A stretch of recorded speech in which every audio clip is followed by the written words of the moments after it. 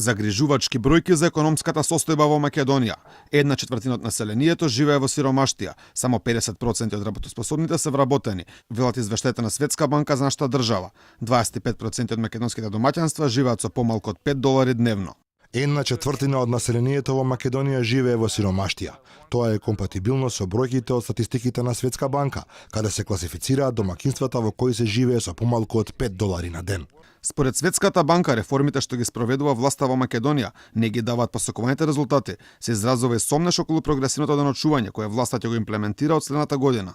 Има пречки во однос на капацитетите за приходи за имплементирање на политиките. Ние сметаме дека има простор за подобрување на ефикасноста кога станува збор за оданочувањето, но исто така кога го гледаме прогресивното оданочување, забележуваме дека има една маргина и дека може да се биде попрогресивен без притоа да се подкопува ефикасноста. Еден од најгорливите проблеми во нашата држава е образованието. Според Светската банка, младите не добиваат доволно познавања во однос на годините кои ги минуваат во училишните клупи.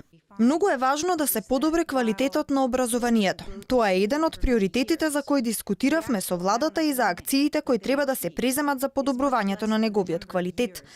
Една од работите кои ги детектиравме е дека децата кои одат многу години во училиште добиваат многу помало знаење во однос на годините колку што се образуваат.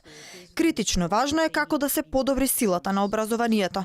Светска банка предупредува за системските проблеми по кои Македонија заостанува за достанатите земји, како што за политичката нестабилност, владењето на правото, контролата на корупцијата.